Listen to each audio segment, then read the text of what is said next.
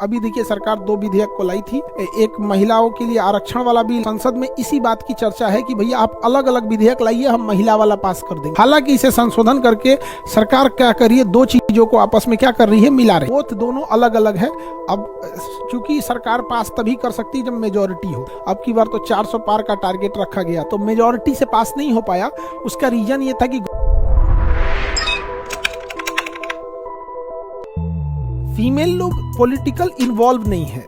जब तक आप पॉलिटिकल एंड फाइनेंशियल स्ट्रांग नहीं रहेंगे ना, आपका कोई खास वैल्यू नहीं। और लड़कियों को देखिए, पॉलिटिक्स में आपकी कोई खास वैल्यू का बहुत कम वैल्यू है, एडवांटेज उतना ज्यादा नहीं मिलता है, आपकी बात कोई खास रखता नहीं। और फाइनेंशियल आपकी स्थिति आप खुद। तो खैर अब आगे बढ़ने की जरूरत है, चलते हैं। मार्क्सवादी कम्युनिस्ट पार्टी ये भी बनी थी, ये भी अभी राष्ट्रीय पार्टी है। भारतीय जनता पार्टी अभी तो दुनिया की सबसे बड़ी पार्टी और दुनिया की सबसे अमीर पार्टी यही है। अरे भैया क्या हुआ इसको, हाँ ये हो गया बीजेपी। अभी तो सबसे ज्यादा पार्टी अटल बिहारी वाजपेयी ने 1980 में स्थापना किया था।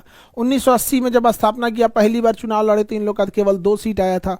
अब की बार तो 400 पार का टारगेट रखा गया था। 400 पार टारगेट में होता क्या कि सरकार कोई भी विधेयक पास करा सकती थी, इजीली पास करा सकती थी। अभी देखिए सरकार दो विधेयक को लाई थी। एक महिलाओं के लिए आरक्षण वाला बिल और दूसरा क्या था, लोकसभा की सीटों को बढ़ाने वाला बिल। इन्होंने दोनों विधेयक को मर्ज कर दिया, दोनों विधेयक को मर्ज कर दिया। तो संसद में इसी बात की चर्चा है कि भैया आप अलग अलग विधेयक लाइए, हम महिला वाला पास कर देंगे। लेकिन ये लोकसभा में डीलिमिटेशन, यानी हम आपको आर्टिकल 82 पढ़ाए थे, याद कीजिए आर्टिकल 82 पढ़ाए थे कि नहीं।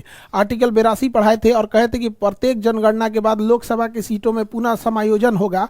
और हम आपको यह भी पढ़ाए थे कि वर्तमान लोकसभा की सीटें 1972 की जनगणना पर आधारित है और इसे जब चेंज किया जाएगा तो 2026 में चेंज किया जाएगा और उस समय 2001 की जनगणना पर आधारित हो जाएगी।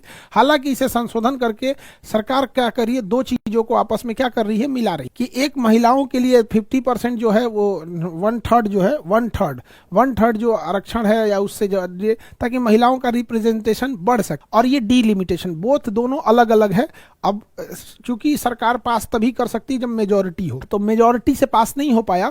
उसका रीजन ये था कि गवर्नमेंट करी कि दोनों विधेयक को एक में मिला के हम पास कर देते हैं।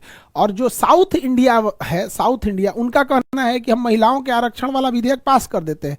लेकिन ये जो लोकसभा में सीटों को आप बढ़ा रहे हैं, तो साउथ इंडिया वालों का कहना है कि भैया हमारे यहाँ जनसंख्या कम है, हम लोग को लॉस लगेगा, हमारी आप बातें सुनना छोड़ दीजिएगा। और यूपी बिहार वालों की जनसंख्या ज्यादा है तो उनकी बात सुने जाएंगे। तो दोनों को क्या है कि क्लब किया गया है। तो ये दोनों की चर्चा है यहाँ पर। तो आर्टिकल समझ में आ गया, ये सारी चीजें, किसी को दिक्कत? आगे बढ़े तो ये 6 पार्टियों के नाम याद रखेंगे। आम आदमी पार्टी अरविंद केजरीवाल का झाड़ू छाप, किताब छाप, हाथी छाप, कमल छाप, ये हसुआ हथौड़ी पंजा, ये जिसका जो चुनाव चिन्ह है वो करना है। आगे बढ़िए।